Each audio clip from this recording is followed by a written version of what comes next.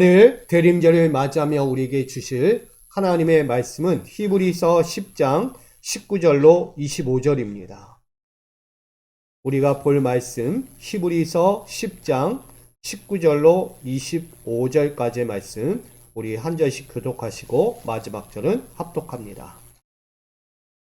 그러므로 형제들아 우리가 예수의 피를 힘입어 성소에 들어갈 담력을 얻었나니 우리를 위하여 휘장 가운데로 열어놓은 새로운 살길이요 휘장은 곧 그의 밑에 또 하나님의 집 다스리는 큰 제사장이 계심에 우리가 마음에 뿌림을 받아 악한 양심으로부터 벗어나고 맑은 불로 씻었으니 한 마음과 온전한 믿음으로 하나님께 나아가자.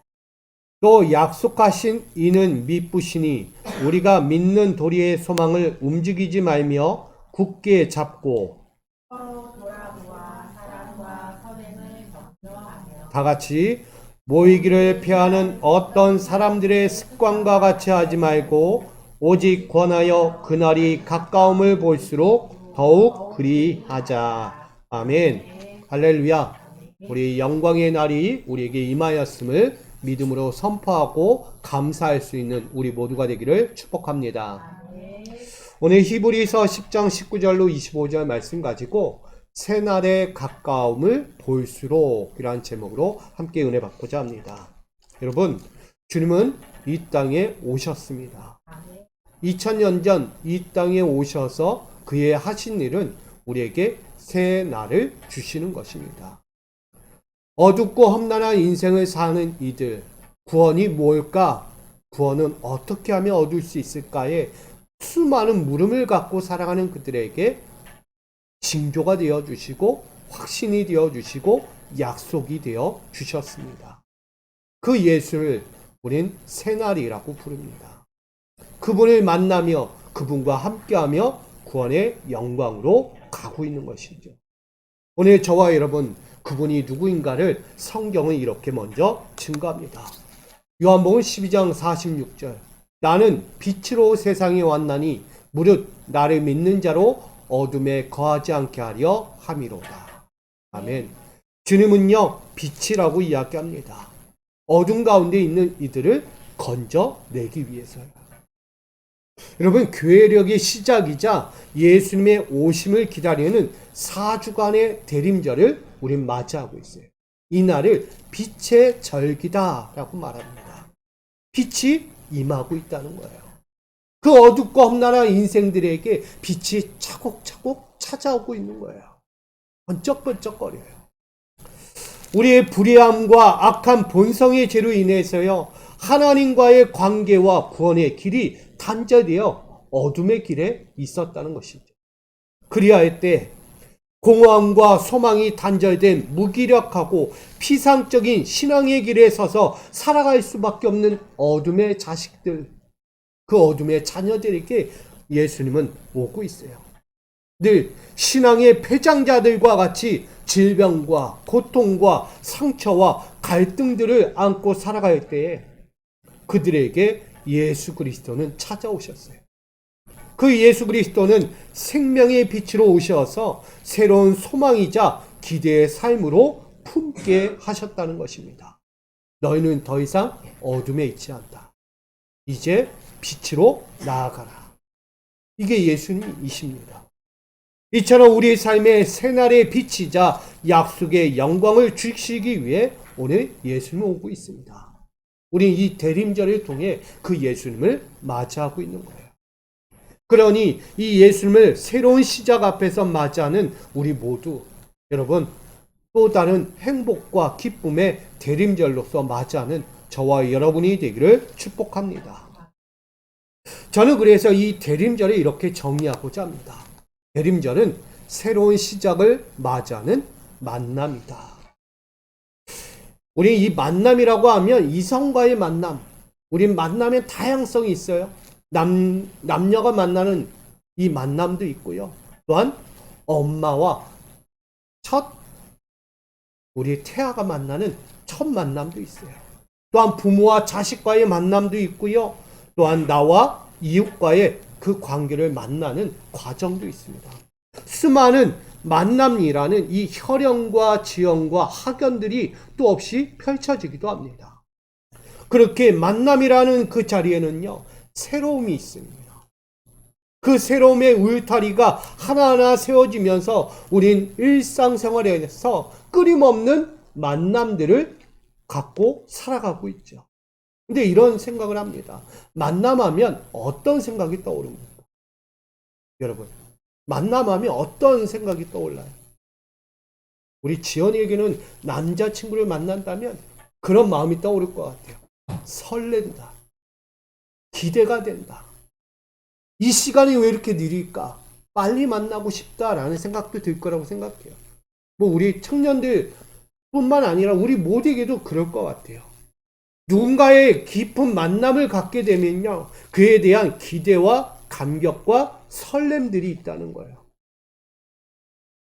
이만큼 그런 마음들을 갖고 살아갈 때 우리는 또 다른 이 예수 그리스도의 만남을 돌아볼 수 있게 됩니다.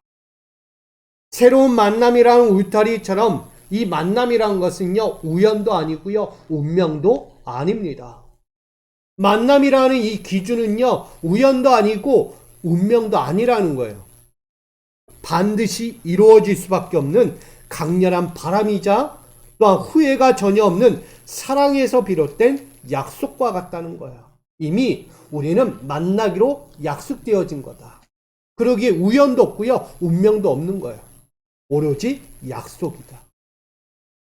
결국 이 대림절을 맞이하는 우리는 예수 그리스도의 만남 앞에서 우린 약속되어 있는 것입니다. 여러분은 주님과 약속된 거예요. 오늘도 만나고 내일도 만나고 이미 2000년 전 만났던 그 예수님을 지금 우리가 또 다시 만나고 앞으로 또 다시 만날 것이라는 약속이란 거예요.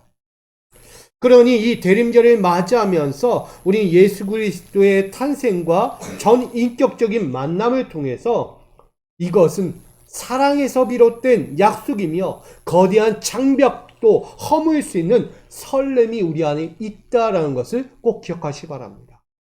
이해되십니까? 절대 우린 우연을 가지고 운명 가지고 만나는 예수가 아니라는 거예요. 우리에겐 2000년 전 아니 그 이상의 4000년 이상을 우리 하나님이 계획하시고 약속하신 대로 만나게 하신 거예요. 그러니 여러분 이 대림절 4주간을 통해서요 어떤 마음으로 가져야겠어요? 당연히 기대와 설렘이 있어야죠. 예수를 만난다는데 그냥 무기력하게 맹맹한 모습으로 만날 수 있겠습니까? 그러면 설렘이 있어야 돼요. 저는 기대해야 한다라고 생각합니다. 저는 이 예수님을 만나는 성탄절을 넘어서 저는 2024년에 저는 기대하고 있어요. 여러분들 달력 받아가시면 알겠지만 그 표를 보면 와 이렇게까지 설레는 마음이 있겠구나. 이게 2024년에 나에게 우리 교회에 우리 성도들에게 임할 하나님의 약속의 말씀이구나. 저는 지금부터 설레거든요. 열심히 준비하고 있어요. 여러분 그만큼 대림절이라는 이 날은 설레는 만남으로 시작되는 새날이라고 저는 전하고 싶은 것입니다. 이 먼저는 이사야 9장 6절을 우리가 함께 읽기 원합니다. 함께 읽습니다. 시작. 이는 한 아기가 우리에게 낳고 한 아들을 우리에게 주신 바 되었는데 그의 어깨에는 정사를 메었고 그의 이름은 기묘자라 모사라 전능하신 하나님이라 영존하시는 아버지라 평강의 왕이라 할 것임이라. 아멘. 잘 보시면 시대마다 다 동일할 거예요. 그 모든 시대에는요 불의함이 가득해요. 어두운 그늘이 쫙 깔려 있다는 거예요. 소망 없이 걸어갈 어둠의 길에 있는 인생들이 얼마나 애처롭게 살아가고 있는지를 보게 됩니다. 그것이 시대마다 동일한 거예요. 앞으로 펼쳐질 우리 미래 세대들도요 그런 암울한 시대는 늘 찾아올 것입니다. 그런데 우리는 다르죠. 그런 암울하고 분쟁이 많고 전쟁이 많고 불의함과 착취가 많은 그 세상 앞에서 우리는 다르다는 거예요. 더욱이 죄악 세상의 왕들로부터 하늘 권세와 권위를 위임받고 이 땅을 통치하러 오시는 예수님을 바라보라고 이야기합니다. 왜 어두운 그늘에만 머물러 있는가? 절망 중에 한탄만 하고 있는가? 아니다는 거예요. 우리에게 소망을 갖고 오시는 빛의 예수를 기다려라. 만나라고 이야기합니다. 그는 갈등과 전쟁과 욕망의 땅을 자기 뜻대로 통치하려 오시는 분이 아니다는 거예요.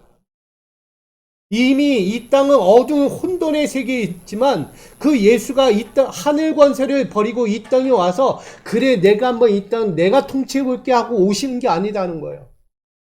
예수님은요, 죄의 문제와 진리가 가려진 영생의 문제를 회복하고 화해와 연합과 화목을 성취하기 위해 오시는 분이다.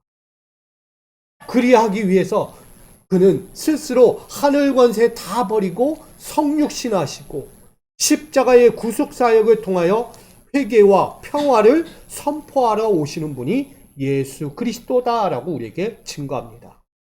그러니 예수 그리스도는 사람들이 불의한 세상과 괴로움과 두려움의 삶으로 있을 때 그들에게 자유의 회복과 완전한 승리를 주러 오시는 희망의 새날과 같다라고 말합니다.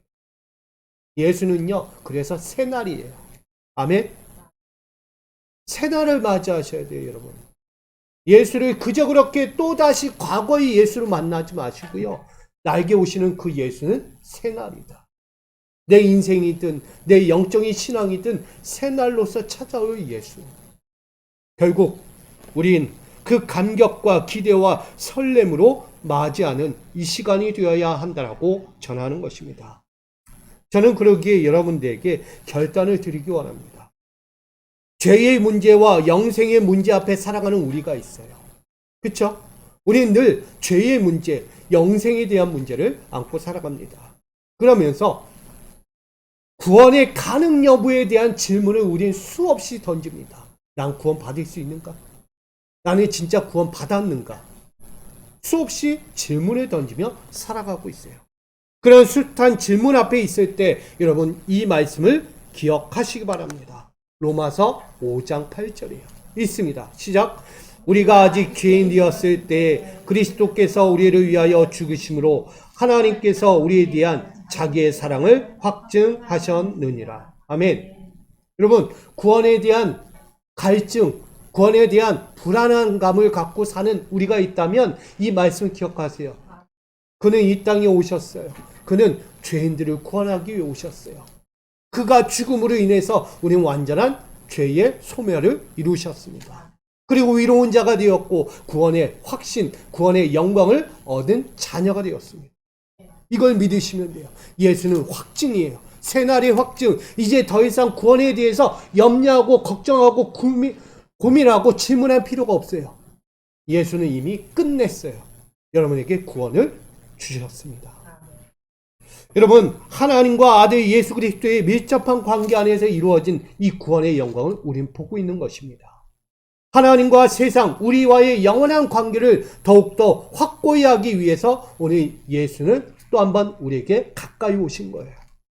예수 그리스도는 2000년 전 전능자의 계획과 화목과 영성의 성취로서 이 땅에 오셔서 성육신 사건으로 십자가 대속의 사랑으로 완전히 드러내신 것입니다. 이처럼 희망의 새날을 위해 설레는 만남을 우리에게 이루라고 지금 질문하고 있는 거예요. 여러분 설레십니까? 이 설레는 만남이 내 안에 있습니까? 여러분 더욱더 그 설렘으로 감사하며 설 수 있기를 부탁드립니다. 그런 의미에서 오늘 본문을 좀 보고자 합니다. 오늘 히브리서 10장은 지성소의 길을 새롭게 여신 대제사장에 대한 이야기가 등장합니다. 이 지성소, 코데시라는 이 지성소는요, 거룩하게 구별한 하나님의 임재 장소입니다. 하나님이 임재할 수밖에 없는 장소예요. 어떤 누구도요 그곳을 가를 수 없어요. 하나님의 임재를 막을 수 없다는 것입니다. 하나님의 임재 장소는요 거룩하게 부름받은 제사장과 백성들이 그 삶을 하나님께 바치는 곳입니다. 그곳이 어딜까요? 성소라고 이야기합니다. 또 하나는 하나님의 영역이라 불리면서 거룩한 근원이 되는 곳, 오직 대제사장만이 1년의 대속죄를 이루기 위해서 하나님께 나아갈 수 있는 곳, 즉 성소 뒤에 휘장이 있는데 그 휘장을 열고 들어가야 하는 곳이에요. 그것이 바로 지성소라고 이야기합니다. 결국 대제사장만이 그 지성소로 들어가 1년에 한 번 하나님 앞에 이 자신의 죄와 백성들의 죄를 다 끌어안고 들어가 하나님 앞에 회복하는 시간이에요. 이게 성소와 지성소의 이 장막이라고 이야기합니다. 결국은 하나님께 나아가는 사람들은 스스로의 힘과 지혜와 노력의 거룩으로는 결코 이룰 수 없다는 것을 말하는 곳이에요. 하나님의 임재의 장소는요, 내가 노력했다고, 내가 늘 깨끗하게 거룩하게 했다고 해서 거룩하다라고 말하지 않는다는 거예요.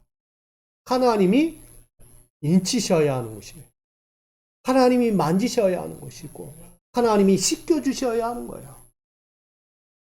저는 한 예로 보면 아이들을 어린 시절에 누가 씻겨주죠? 부모, 엄마, 아빠가 어린 아이들 씻겨주잖아요. 왜 씻겨주겠어요? 스스로 씻기가 어려우니까. 나름 씻는다고 씻어도요, 안 씻어지는 곳이 있는 거예요. 빼먹고. 저도 우리 아이들 보면은 화장실 가서 씻고 오라면 꼭 하는 게 있어요. 뭘 하나씩 빼먹고 와요. 씻고 오라면 분명히 손을 씻었는데 얼굴을 안 씻고, 얼굴을 씻었는데 뭘 안 씻어요? 손을 안 씻는 거예요. 이게 참 아이러니하게 아이들이 그렇게 행동을 하더라고요. 그래서 너 제대로 씻은 거 맞니? 다시 가서 씻어. 이렇게 얘기를 합니다. 우리 아무리 씻어도요, 분명히 빼먹는 곳이 있다는 거예요. 똑같은 거예요. 하나님의 임재장소 장막이라는 그 성소 안에 있지만 그들이 씻겨내지 못하는 부분들 분명히 있다는 거예요. 그럴 때 대제사장은 그 모든 것을 끌어안고 들어가서 완전한 속죄를 이루게 됩니다. 여러분, 죄의 영역과 거룩의 영역은 완전히 구분됩니다. 지성소는요, 거룩의 영역이에요. 아멘? 성소의 영역도 거룩의 영역이기는 합니다. 더 깊이 얘기할 거예요. 지성소의 영역은 하나님의 거처예요. 근데 거기는 대제사장만 들어가 있어요. 그러니 아직도 불완전하고 아직도 연약함을 갖고 있는 영역이 있다면 그것은 성소의 영역입니다. 나름 번제를 드리고 물두멍을 통해 그들의 손과 발을 씻고 나아가지만 아직도 부족한 것이 있는 거예요. 그러니 무엇이 행해집니까? 희생제사가 끊임없이 반복되어야만 하는 거예요. 한 번으로 끝내야 될 그 제사가 끊임없이 또 희생제물이 드려지고 자신도 앞으로 나아가 드려져야만 하는 성소의 개념입니다. 그러니 그 모든 속죄의 과정을 거쳐야만 깨끗하다, 더 이상 죄가 없다라고 확증을 받는 거죠. 그래서 하나님께 나아가는 첫 번째 방법으로 그들은 섬기는 예법이 있었다는 것입니다. 지금으로 이야기하면 제사이자 예배예요. 하늘의 참 성소의 그림자이며 모형이라고 말하는 이 세상에 속한 성소, 즉 현 교회라고 이야기합니다. 제사장은 성소에 들어가 희생 제사 제도를 통해서 하나님을 예배하는 일을 맡았습니다. 그렇게 율법에 근거한 예배 규례를 끊임없이 그들에게 지키게 하고 그들 안에서 율법을 행하도록 했습니다. 그들의 옳음과 판단과 섬김 등을 통해서 거룩하게 여김받는 길을 만들어 갔다는 거예요. 성수의 행위는요, 거룩하게 여김받도록 하는 자리였어요. 근데 누가 그것을 명합니까? 제사장이 하잖아요.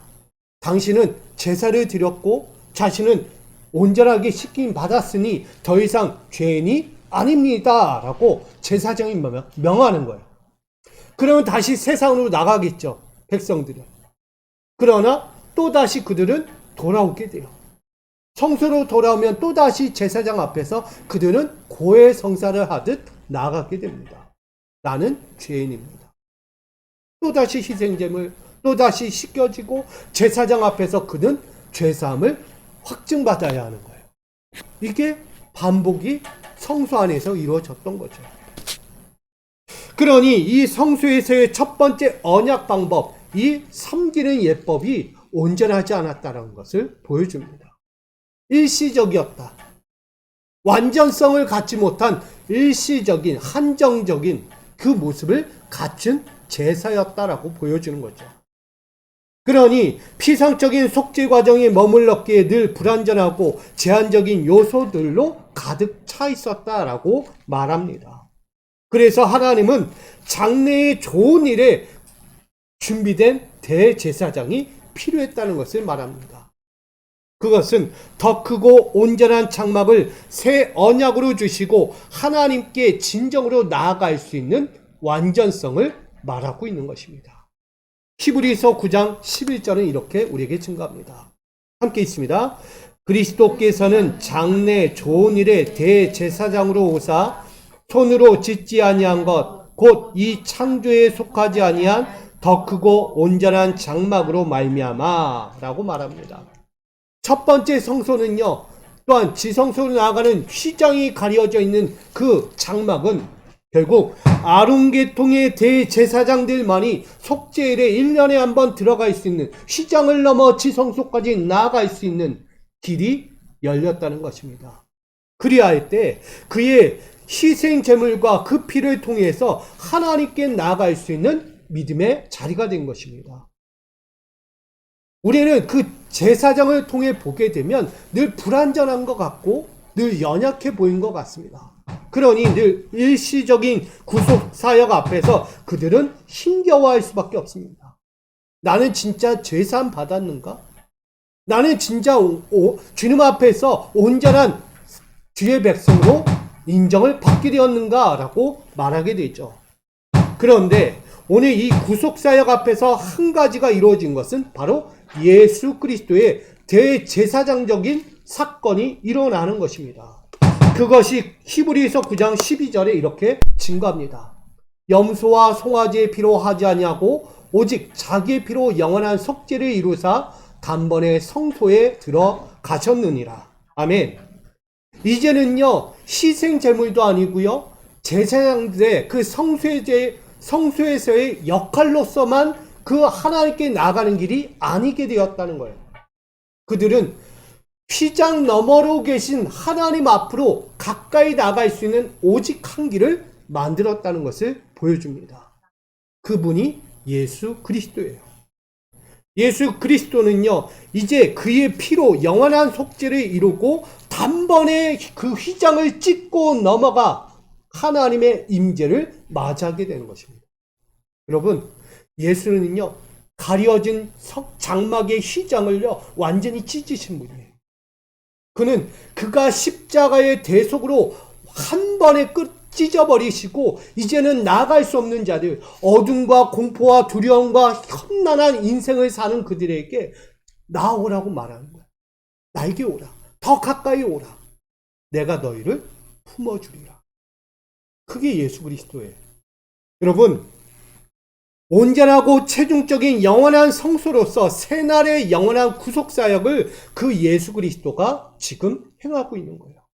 이 대림절은 그 날을 우리가 바라보고 있는 거예요. 우리가 하나님께 나갈 수 없고 그의 영원한 사랑을 완전히 내가 누릴 수 없을 때 더 가까이 하나님께 나갈 수 있는 길을 여신 분이 예수 그리스도입니다. 이 대림절을 그렇게 맞이하셔야 돼요. 여러분, 단순히 좀 있으면 예수님이 오시는 성탄절이에요, 주님이 오셨던 2000년 전 우리 가운데 오신 예수님의 날이에요 라고만 말하지 마세요. 나는 무엇하고 있는가? 주님은 그렇게 우리에게 새날을 여시고 나를 맞이하기 위해 기다리고 있는데 나는 나가지 못하고 있어. 뭐가 있어서? 아직 죄가 있어서. 연약함에 두려움과 공포가 있어서 하나님께 나가지 못하고 있다는 거예요. 그럴 때 우리에게 말하고 있는 거예요. 오늘 성경은 그렇게 말합니다. 첫 번째, 성도여 담력을 가지라고 말합니다. 19절에 보면 그러므로 형제들아 우리가 예수 피를 힘입어 성소에 들어갈 담력을 얻었나니 라고 말합니다. 그리스도인들에게 하나님께 나아갈 수 있는 새 길을 열어주셨습니다. 죄 없으신 예수 그리스도의 십자가 희생의 대속 사역은 결국 마가복음 15장 38절에 이야기했던 예수님이 운명하신 그 순간 휘장이 위로부터 아래까지 완전히 찢어지는 사건이 일어납니다. 결국 예수는 그 희생의 사건으로 우리가 나아갈 수 없을 때 그 나아갈 수 있는 담력을 주신 거예요. 여러분, 하나님께 나가는 게 쉽습니까? 아무나 나갈 수 없어요. 구약 시대의 제사법으로 이야기하는 하나님을 직접 만난다? 죽는 거예요, 그냥. 어느 누구도 고개를 떳떳이 들고 하나님을 만날 수 없습니다. 그 하나님을 만나려면 완전한 속죄가 이루어져야 돼요. 손털 하나 죄가 없이 나가야만 만날까 말까 한 하나님이라는 거예요.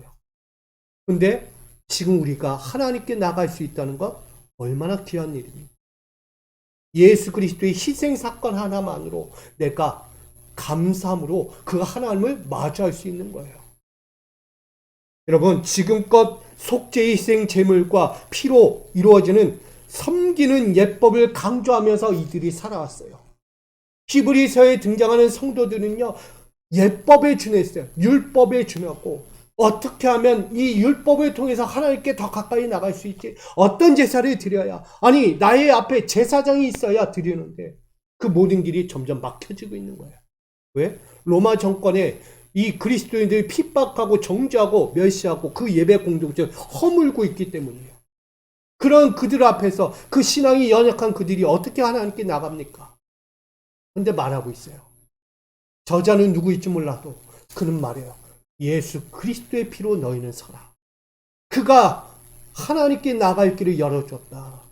저 세상이 다가오는 외적인 환경 때문에 배교하고 넘어지고 쓰러지는 신앙 되지 말고 예수 그리스도의 피를 힘입어 너희는 힘차게 하나님께 더 나아가라고 강조하고 있는 것입니다. 여러분, 세상은 힘이 아니에요. 폭력입니다. 세상은 폭력이지 힘이 아니라는 거예요. 진정한 힘은 어디 있습니까? 예수 그리스도께 있다는 거예요. 구원의 영광과 그 은혜를 주기 위해 오신 예수 그리스도, 그분이 힘이에요. 저는 그것을 은혜라고 여깁니다. 세상은 은혜를 주지 못합니다. 왜? 다 막아버려요. 오지마, 가지마, 다 끊어버려. 제가 잠깐 이야기할게요. 저희 어머니가 지금 치매 때문에, 망상 때문에 지금 힘들어하세요. 근데 그 망상 중에서 뭐가 나오냐면 하지마, 하지마, 너 그러면 가만 안 둬, 너 죽일 거야, 뭐 이런 얘기를 한다는 거야. 자기 머릿속에서 아닌 걸 아는데, 이성적으로는 아닌 걸 아는데 늘 꿈마다 나타나서 자기를 괴롭히는 거야. 넌 교회 가면 죽이고, 너 말씀 보면 죽이고, 너 일어나면 죽이고, 뭐만 하면 죽인대요. 뭐만 하면 안 돼, 안 돼, 다 막아. 너 여기서 쫓아낼 거야. 망상에 빠져서 너무 몸이 피폐해진 거야. 그래서 오늘도 못 나오신 거예요. 그만큼 어려움을 겪으면요, 다 그런 거예요. 세상이라는 것은요, 폭력이에요, 폭력. 그러나 그리스도 안에서는 폭력이 없습니다. 그리스도는 사랑이에요. 포용과 그 은혜로 감싸 주신 곳입니다. 여러분, 섬기는 예법이 때로는 우리에게 하나님께 나아갈 수 있는 제사의 예법이에요. 지금 우리가 예배하는 것처럼. 섬기는 예법이 우리가 하나님께 나아갈 수 있는 단편적인 이 예배 방식이 있지만 예수님은 달라요. 저는 이 자리에서 여러분들이 하나님께 나아갈 수 있는 길은 오직 예수밖에 없다고 생각합니다. 제가 전하는 말씀이 아니라 예수를 만나셔야 돼요. 십자가에 달린 예수를 만나야 하나님께 나아가지, 여기 서 있는 목회자가 전하는 말씀만 가지고 나아갈 수는 없다는 것입니다. 우리는 너무 여기서 끝나버려요. 당시 이들도요, 세속적인 섬기는 예법에 머물렀기 때문이에요. 어떻게 하면 하나님께 나가지? 난 예배를 드렸는데, 제사할 거 다 드렸는데, 근데 더 이상 못 나간대. 더 이상 하나님을 예배할 수 없대. 여러분, 이 섬기는 예법이 그래서 불완전한 거예요. 여러분들에게 진정한 예법은 예수를 만나는 것입니다. 예수를 내 안에 모시고요. 더 깊이 나가세요. 휘장을 찢으셨어요. 담대히 나가시면 돼요. 두려울 것이 없어요. 그리스도의 우월성을 우리에게 강조하는 것입니다. 저는 여러분들에게 결단을 드리고자 합니다. 영원한 십자가 대속의 예배와 온전한 속죄의 행위로서 담대히 살아갈 수 있는가? 라는 질문을 던지게 됩니다. 요식적인 행위와 예배로 완전한 속죄와 믿음의 완전한 삶을 얻으려고 우리는 나아가는 일이 있다면 그건 교만이에요. 그거 버리셔야 돼요. 요식적인 행위, 예배? 그건 교만이죠. 절대 하나님께 나갈 수 없습니다. 진정한 예수 그리스도를 통해 여러분들이 하나님께 나갈 수 있는 길이 지금 열렸을 때 자유의 권리와 구원의 확신을 가지고 담대히 한 발짝 만나러 나아가시기를 바랍니다. 이 대림절은 그런 날이에요. 부족하지만 연약하지만 그래도 담대히 나가세요. 왜? 예수가 나와 함께 하십니다. 나의 모든 죄를 대신하신 예수 그리스도가 계시니까 그분으로 힘입어 하나님께 가까이 나가는 우리 모든 성도님들 되시기를 간절히 축복드립니다. 두 번째는 정결의 양심을 가지라고 전합니다. 22절에 우리가 마음의 뿌림을 받아 악한 양심으로부터 벗어나고 몸은 맑은 물로 씻음을 받았으니 참마음과 온전한 믿음으로 하나님께 나아가자라고 말합니다. 그리스도인들에게 하나님께 나아갈 수 있는 길이 뭐라고요? 정결의 삶이라고 말합니다. 그 삶을 열어주셨어요. 섬기는 예법에서는 정결의 삶이 무엇이었을까요, 여러분? 우리가 알고 있듯 장막 안에서는 성소로 들어가기 위해 반드시 번제단 다음 물두멍을 통해 지나가야만 합니다. 자기의 모든 것을 씻어내야만 성소로 입장할 수 있는 거예요. 성소는 예배하는 곳이에요. 성소는 하나님의 말씀을 듣는 곳입니다. 그리고 거기서 섬김의 사명도 바뀌게 됩니다. 여러분, 그만큼 성소로 들어가기 위해서 그들은 정결의 예식을 섬기는 예법을 통해 흘러가고 있었다는 거예요. 근데 그리스도인들의 내적인 것이 문제가 됐어요. 외적인 것은 늘 씻고 들어가요. 근데 내적인 게 완전히 씻겨지지 않아요. 여러분들도 마찬가지잖아요. 저도 마찬가지고 우리가 이 시간 예배하고 나의 온전함을 나의 하나님께 드렸지만 아직도 씻겨지지 아니한 나의 죄성이 남아있다는 거예요. 그걸 가지고 또다시 세상으로 흘러가요. 근데 하나님의 은혜가 이길까요? 나의 죄성이 이길까요? 한 주 동안. 누가 이길까요? 보니까 저도 나의 죄성이 이기더라고요. 하나님의 은혜를 가지고 내가 한 주를 살아야 하는데 나의 죄성이 너무나 강렬해요. 하나님의 은혜는 있는데 죄성이 더 강하다. 위에 있다는 거예요. 은혜는 알지만 말씀은 아니지만 내가 살다 보니까 죄성이 더 가까워. 이래도 더 괜찮고 저래도 더 괜찮을 것 같은 죄성이 내 삶을 쥐어 삼고 있다는 거예요. 그러니 이 내적인 악함이 얼마나 강렬했는지 내가 하나님께 나갔지만 그 나감이 아니다는 거예요. 너무 부족해. 연약해. 언제쯤 씻긴지. 언제쯤 온전해질까? 언제쯤 은혜로 살아갈 수 있을까라는 고민을 갖고 살아가게 됩니다. 그럴 때 우리에게 무엇이 필요합니까? 당연히 양심이 필요하겠죠. 우리에게는요, 예수 그리스도께서 우리에게 허락하신 양심이 있습니다. 그 양심은 어디서 흘러나오냐면 예수 그리스도의 피로부터 시작이 됩니다. 우리는 일명 보혈의 피라고 이야기합니다.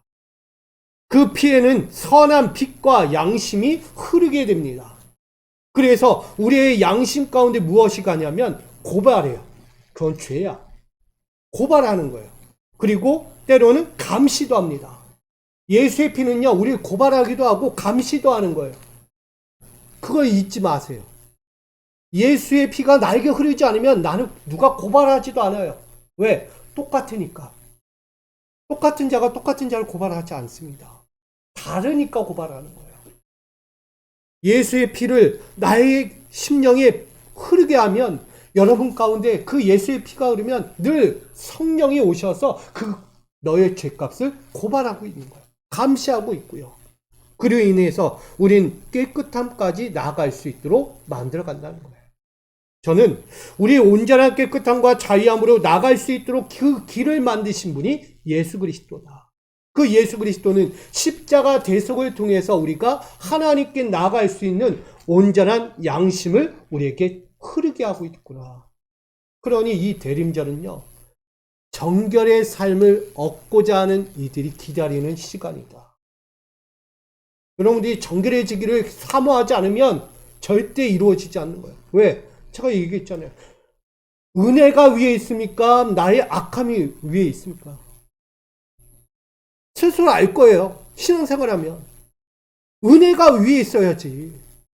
그 은혜가 사라지고 왜 나의 악함이 위에 서가지고 세상을 호령하고 있냐고요. 여러분, 오늘 예수 그리스도의 오심은 결국 그 예수의 피로 내가 은혜로 살아가기를 위해 서 있는 것입니다. 그걸 위해 우리는 바라보고 기다리는 시간입니다. 그러니 오늘 하나님을 향하여 깨끗한 양심으로 설 수 있는 우리 믿음의 자리가 되기를 간절히 부탁드립니다.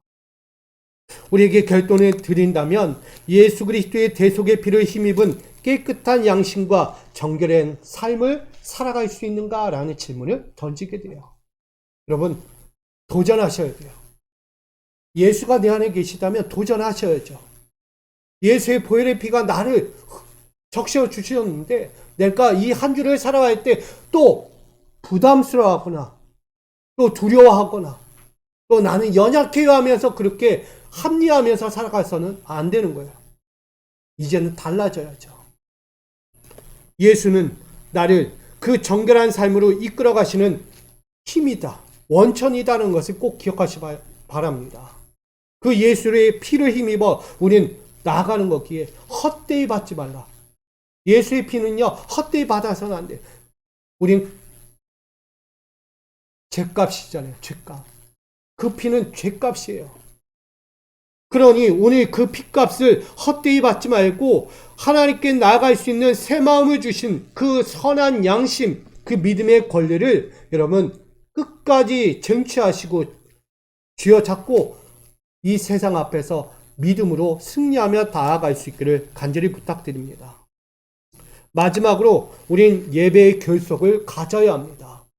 25절에 보면 모이기를 패하는 어떤 사람들의 습관과 같이 하지 말고 오직 권하여 그날이 가까움을 볼수록 더욱 그리하자라고 전합니다. 히브리서에 등장하는 성도들은요, 이미 모든 것이 산산조각 났어요. 왜?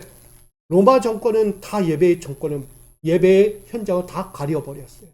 또한 유대교, 원래 유대계의 성도들도 지금 그 신앙이 아니야 그러면서 율법적으로 다시 들이밀면서 율법으로 돌아가자. 율법으로. 예수의 복음이 아니라 율법을 지켜야 한다. 행위적인 외식적인 행위로 돌아가야 한다라고 이야기해요. 이거 지키지 않으면 구원이 없어. 너에게 희망이 없어 라고 이야기해요. 여러분, 예배 공동체가 무너지는 이유가 무엇입니까? 왜 무너지냐고요? 자꾸 전통을 따르기 때문이에요. 전통이 중요하지 않다는 것이 아닙니다. 전통은 중요해요. 하지만 전통에 매이면 새롭게 다가올 예수 그리스도의 복음이 그들에게 심어지지 못합니다. 예수는요, 새로운 역사예요. 이미 갖춰진 전통에 예수는요, 그걸 확정짓는 거예요. 근데 이걸 몰라요. 율법이 온전하다고 여기던 그들에게 율법은 아직 온전하지 않아. 왜? 원래 본성대로 하면 율법은 온전합니다. 근데 이 온전하지 못하는 것은 믿는 자들의 온전하지 못함이 있기 때문에 율법이 온전하지 못한 거예요. 그걸 완전하게 하기 위해서 오신 분이 예수 그리스도예요. 율법은 뭘 하기 위해 있다? 죄를 깨닫게 하기 위해 있다. 그러나 그 죄가 있다면 그들은 뭐예요? 정죄하고 멸시하고 그들을 그 율법에 준하여 죄값을 치르게 하잖아요. 근데 예수는 달라요. 완전하게 하기 위해서, 온전하게 하기 위해서. 율법은 사랑이다. 죄를 깨닫게 하지만 반대로 율법은 사랑이라는 것을 알려줍니다. 하나님은 사랑이기에 율법을 통해서 죄를 짓지 않도록 만들기 위한 방편이었어요. 근데 그들은 율법을 가지고 남을 미워하기 바빴다는 거예요. 그러나 예수 그리스도를 통해 그 율법을 온전하게 바꿔버린 거예요. 그들의 사상과 생각들, 신앙을 완전히 바꿔버린, 개혁을 했다는 거예요. 앞전에 보면 개혁을 했다라고 히브리서는 전합니다. 결국 예수는 신앙의 개혁을 이루기 위해서 연합 공동체로 만들어가고, 지금 그리스도인들은 서로가 비난하기 바빠요. 영적인 생활, 신앙적인 생활들이 너를 보고 저를 보면서 판단하고 정죄하고 멸시하고 때로는 안 맞으니까 배격까지 합니다. 돌아섰다는 얘기예요. 그런 그들에게 말하고 있는 거예요. 너희는 그리스도인들이 외부의 박해와 핍박의 두려움들로 그리스도의 확신이 점점 사그라지고 있을 때, 약해질 때 너희 모임이 점점 패하는 자리가 되고 있다. 여러분, 믿음이 약해지면요, 패합니다. 또 뭉쳐야죠, 더욱 그럴 때. 신앙의 현장에 위기가 왔어요. 그러면 뭐 해야 합니까? 흩어져야 합니까? 뭐 해야 합니까? 신앙의 위기가 올수록 더 모여야 하는 게 맞는 겁니다. 근데 누구는요, 난 여기 못 있겠어. 가. 나랑 안 맞아. 가. 패하는 자리를 만들어요. 그건 신앙이 아닙니다. 성경이 말하는 모임은요, 그 어렵고 힘든 자리에 세우는 거예요. 반대로. 무엇하도록 리더가 되든지, 거기서 섬김을 하든지, 그 자리를 다시 회복하도록 만들려는 거예요. 저는 여러분들이 그런 자리가 되기를 소망합니다. 어떤 이들처럼 거기에 서서 다 패하려고 하는 자들 되지 말고, 오늘 본문처럼 서로 가까이 할 수 있는 자들이 됐으면 좋겠어요. 제가 들려오는 여러 교회들 들어보면 다 패하려고만 하는 것 같아요. 너랑 안 맞으니까 이렇게 생각도 안 맞고 이렇게 해도 안 나. 그래, 내가 가든지 네가 가든지 뭐 이런 거예요. 여러분, 절대 그런 자리 만들지 마세요. 결국 여러분들을 그 자리에 보내시고 그 상황을 겸하여 만나게 했다는 것은 무엇입니까? 여러분들을 통하여 연합의 공동체를 세우도록 하기 위해서 보내신 거예요. 깨어있는 자가 일어나고 깨어있는 자가 그 공동체를 세우게 되는 것입니다. 저는 이 말씀이 떠오릅니다. 서로 격려하고 위자하고 모이기를 힘쓰며 참 신앙의 교제를 이루어라 라는 말씀이 떠올라요. 여러분, 로마서 12장 15절에 이런 말씀이 있죠. 우는 자들과 함께 울고 웃는 자들과 함께 웃어라. 아멘. 무엇하라는 얘기입니까? 우는 자리에 가서 울라는 거예요. 같이. 웃는 자들 가운데 웃으라는 거예요. 공감대가 형성이 되는 거예요. 연합 공동체로. 예수 그리스도는요, 그걸 갖고 오신 거예요. 이 대림절에 오시는 예수 그리스도, 우리가 맞이하면서 무엇합니까? 왜 예수는 오시지? 단순히 날 구원하기 위해서, 나의 죄악을 깨끗이 씻겨주기 위해서만 오실까? 아니다는 거예요. 우리의 신앙 공동체를 살리기 위해서 오시는 분이에요. 당시 유대 사회의 공동체는요, 참 힘들었어요. 신앙생활 하기도. 율법이 준했고, 나아가 그 믿음의 공동체의 자리가 어땠어요? 장사하는 소굴이었잖아요.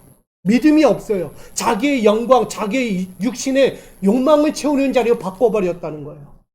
그런 자리에 다 뒤엎어버리고 나는 새롭게 3일 만에 세우리라. 그게 어떤 성전이에요? 우리 마음의 성전이잖아요. 예수 그리스도는 그 마음의 성전을 세웠어요. 하나님 나라의 성전이라고요. 모형이 아니에요, 모형. 진짜 살아있는 성전을 우리 심령에 세워주시고 우는 자들과 웃는 자들과 동일하게 살아가는 연합의 교회를 만들어 갔던 거예요. 저는 우리 모두가 그런 자리로 서기를 원합니다. 외부적인 요인들 때문에 신앙생활 그렇게 하는 것이 아니라, 그래, 이런 자리 왜 날 불렀지? 왜 날 세워주셨지? 다 이유가 있는 거야. 다 주님의 마음이 이 자리를 향해 있던 거였어. 그래, 내가 한번 해보자. 나를 통해 이루실 그 하나님의 사명을 감당해보자. 여러분, 그 자리가 되기를 소망합니다. 여러분, 위대한 분이에요. 아멘? 스스로 한번 이야기하세요. 나는 위대하다. 나는 위대하다. 그리스도인들은 위대한 분들이에요. 왜? 예수가 함께 하시니까. 그 위대한 분들이 지금 나가는 거예요. 오늘 그 위대한 주님께서 여러분에게 또다시 만나 주시기 위해 오시고 계세요. 그렇다면 우린 결단해야죠. 개인보다 그리스도의 연합 공동체의 결속을 위해 영혼의 관심을 갖고 있는가가 중요합니다. 핵심은 여기 있습니다. 공동체의 핵심이 아니고요. 영혼에 대한 핵심이 필요한 거예요. 이 공동체는 건물이에요. 큰 힘이 없어요. 어디에 힘이 있다? 영혼의 힘이 있다. 영혼에. 한 사람 한 사람 한 사람이 얼마나 소중하고 귀한 건지를 말하고 있는 거예요. 그 모든 영혼의 관심을 예수 그리스도께서 갖고 이 땅에 오신 거예요. 저는 우리 모두에게 그런 결단을 갖고자 명하고 있다라고 생각합니다. 성도는 거룩한 그리스도의 몸을 이루며 서로 유기적인 지체로서 교회의 본질을 세워야 한다라고 말합니다. 예수 그리스도의 핏값으로 모인 사람들은 서로 관심과 배려와 사랑에 연합하는 지체가 되어 장래의 영광을 함께 마주해야 한다라고 말합니다. 예배 공동체의 연합을 통해 예수 그리스도의 재림 때까지 이 시대의 징조를 깨닫고 서로 모이기를 힘쓰고 서로 권면하며 천국으로 인도하는 그리스도의 몸된 사명을 감당해야 한다라고 전합니다. 여러분, 우리가 그렇게 영적 결속을 이루는 믿음의 성도들로 세워지기를 주님의 이름으로 축복합니다. 결론은 맺고자 합니다. 예수 그리스도는 구원의 세기를 위한 새롭고 산 길입니다. 그것을 위해서 우리에게 오신 거예요. 히브리서 10장 20절 그 길은 우리를 위하여 휘장 가운데로 열어놓으신 새롭고 산 길이요 휘장은 곧 저의 육체니라. 아멘. 예수 그리스도는요 휘장을 열고 우리 가운데 오시는 예수 그리스도입니다. 그러기에 그 예수 그리스도를 통해서 우리는 새롭고 산 길을 살아가는 것입니다. 십자가 대속의 피를 열어놓으신 거예요. 가려진 휘장을 찢을 방법은 뭐다? 예수의 피밖에 없다는 거예요. 하나님께 나갈 수 있는 길은 뭐다? 예수의 피밖에 없다는 거예요. 섬기는 예법 가지고는 하나님께 나가는 게 한정적인 거예요. 그러나 이제는 예수 그리스도께서 완전히 찢어버리시고 그 길로 담대히 나아갈 수 있는 길을 열어주신 것입니다. 저는 이것이 바로 새 길이라고 말하는 거예요. 예수는 새 길이에요. 오늘 본문의 제목처럼 그날이 가까움을 볼수록 주님이 이제 또다시 우리 가운데 오실 거예요. 그날이 가까움을 우리는 볼 때 어떻게 할 것인가? 우리는 일시적인 제사 방법, 그냥 단순히 섬기는 예법으로 그분을 맞이할 것인가? 아니다는 거예요. 진정한 예법은 우리가 예수 그리스도를 나의 구주로 인정하고 그가 하나님의 아들이심을 믿고 그가 나를 위하여 십자가의 대속을 이루신 하나님의 아들이심을 믿는 거예요. 그가 나의 전부입니다. 그가 나의 전부입니다. 라는 고백이 우리 안에 있어야 합니다. 그리할 때 우린 담대히 하나님 앞으로 나아갈 수 있게 되는 것입니다. 그러므로 이사야 35장 4절에 증거하듯 겁내는 자에게 이르기를 너는 굳세게 하라. 두려워하지 말라. 보라 너희 하나님이 오사 보수하시며 보복하여 주실 것이라. 그가 오사 너희를 구하시리라. 아멘. 구원은 오직 그분의 손에 달려있는 거예요. 여러분, 외부적인 환경에 위하여 쉽게 요동하거나 흔들리는 신앙 되지 말고 현실에서 좌절하며 절망하는 자들로 흔들리지 말고 무릎 꿇지도 말기를 소망합니다.